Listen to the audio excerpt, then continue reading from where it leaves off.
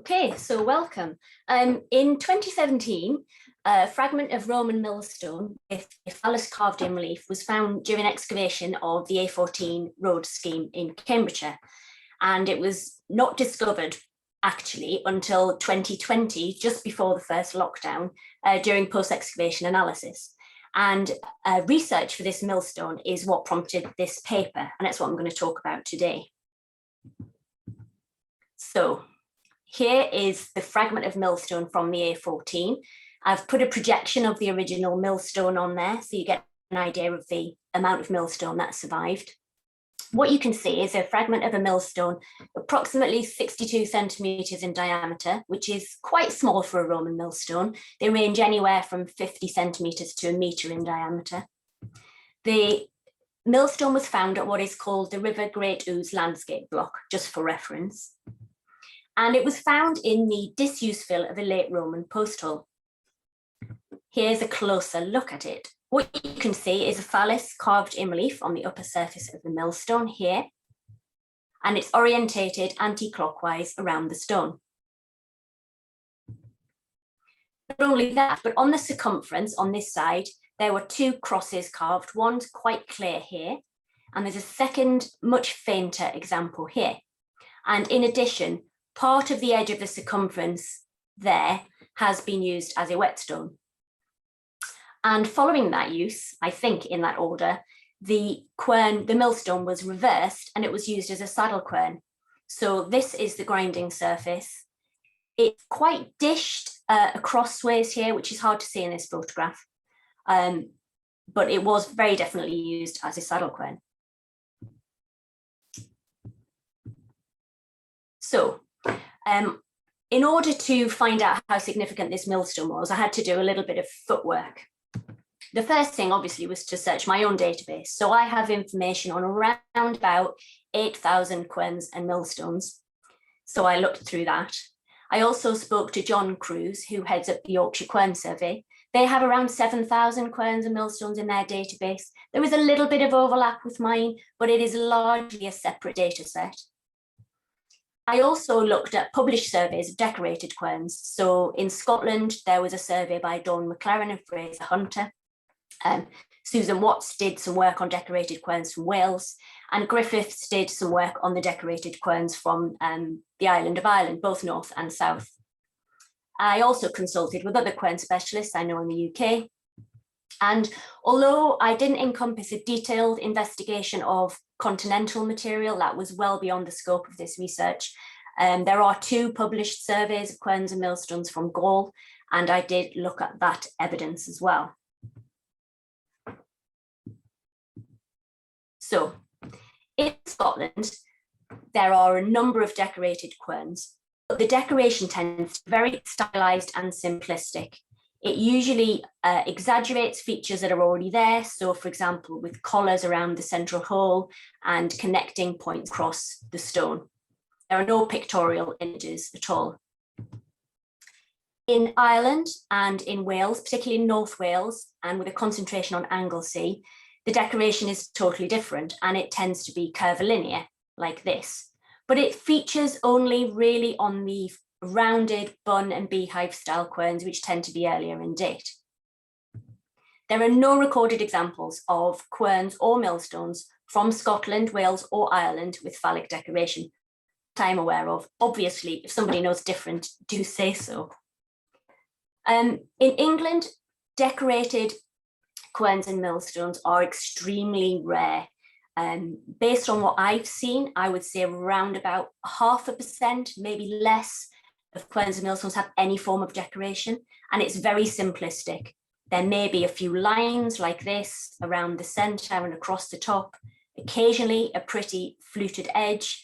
There is only one example, I think, of a pictorial image, and that is from Verulamium.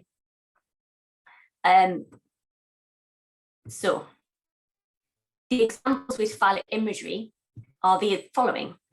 There is one example from Roster in Staffordshire. There is another example from Itchen Farm near Winchester in Hampshire.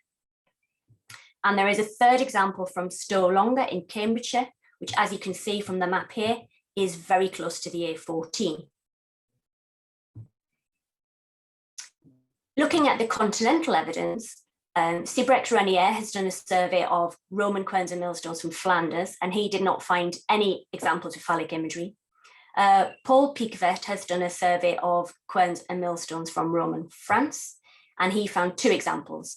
This one with a small phallus carved in relief on the upper surface, and this one with a quite crude phallus incised along with a cross and a swastika. Both of these are on millstones, and both of these are complete examples, actually. So what we learn from that is that we have 4 examples from England, Roman Britain, and 2 from the continent that we know of. So let's look at the English examples in more detail. This is the example from Roster. Now, this is an incised example. There's some definition to the individual features. I hope you can see this here. And this is on a large millstone of around 88 centimeters in diameter. Unfortunately, because of the current situation we're in, I haven't been able to get to the museum to record this in person. But looking at the drawings and the scale, I think this is part of what we call a complex eye fitting. So this is actually the center here. Don't be put off by that little shape. And I think 88 centimeters is around about right. This is made of millstone grit, which would be typical for the region. And all I know of the context of recovery of this is that it was found in the extramural area. The second example we have is from Itchen Farm in Winchester. This was excavated by Thames Valley Archaeological Services. This is really prominently moulded with lots of details. You can see here the phallus points towards the center of the millstone. This is the small millstone of about 62 centimeters in diameter, so comparable size to the A14 example I showed earlier. And this is made of green sand, which is absolutely typical for the area around Winchester, far and away the most common stone type for querns and millstones during the Roman period there. This one was found in the late Roman fill of a pit. And finally, this rather lovely example from Stow Longer in Cambridgeshire is also a moulded example with some definition down the centre here. This is also a small millstone of about 60 centimetres in diameter. And this is made of millstone grit, as is the A14 example. Now, this was a surface find, but it was found with Roman coins. So I am confident, given the other 3 examples we have, that this is also a Roman millstone. So there are 4 examples side by side.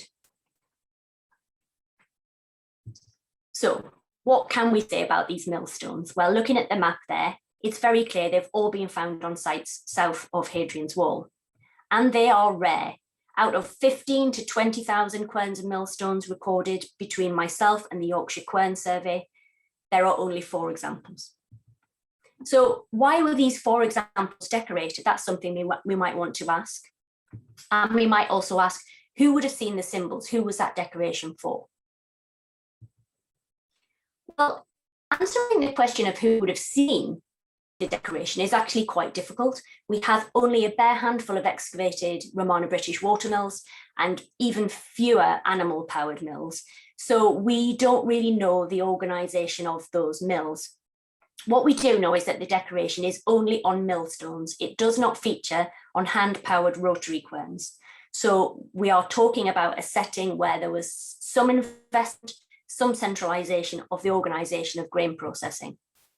So these millstones, they might have featured in bakeries and brew houses, in which case they could have been in a public setting alongside the rest of the operation, or they could have featured in separate structures specifically devoted to an animal mill or a water-powered mill. If we were to assume that they were used in a bakery or a brew house, we can look for parallels elsewhere in the Roman world.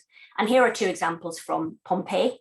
These were very publicly displayed phalli in association with a bakery. So these were intended to be seen. But there are also examples from Herculaneum where they were in a private setting. So they were in the dough room, they were above the ovens, and only the baker could see them. So I posed the question, why decorate these millstones? But we might perhaps rephrase that as why not? And the answer could be that querns and millstones had their own symbolism. Susan Watts has done a lot of work here integrating ethnographic studies to look at known associations of symbolism with querns and millstones. And this is a summary of her list here. And the obvious one that jumps out from this list is gender and fertility. But a lot of the other symbolism there is very different to the phallic imagery that we might expect.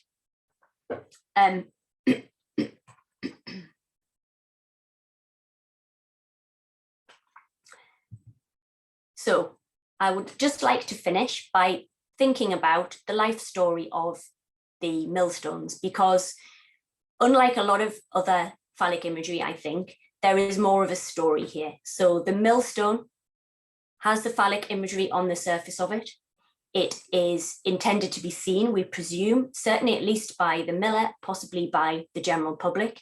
It may have been in association with other phallic imagery. We cannot know what was on display in a bakery or in a mill building. So these four particular millstones, there was a reason why they were decorated, and we don't really know what that reason is.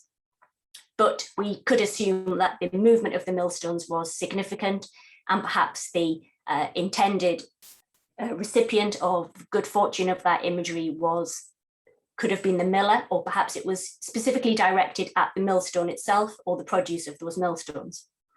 But this millstone tells more of a story than that. Once it was finished being used as a millstone, it was fragmented, what looks to me in a way to preserve that phallic imagery, and it was used as a whetstone. I'm slightly guessing that the whetstone use was first. It could have been second after the millstone use, but that's the way it looks to me.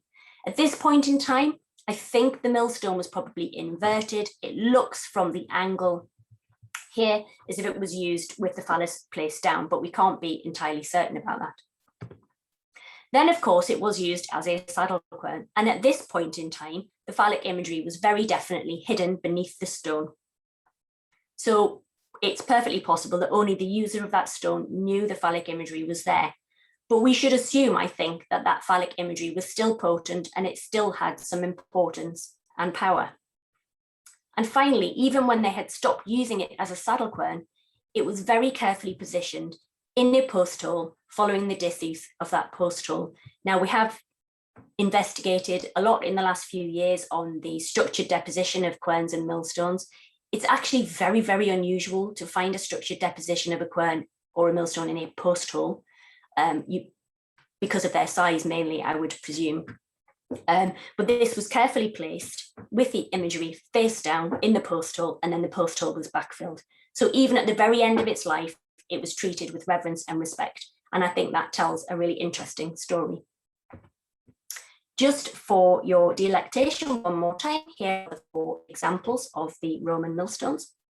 And I'm going to finish up there, but I would like to just thank the Norris Museum in St Ives, who very kindly allowed me to come in and look at the Stow-Longery millstone last summer, when it has been very difficult to get into museums anyway. And thank you for listening.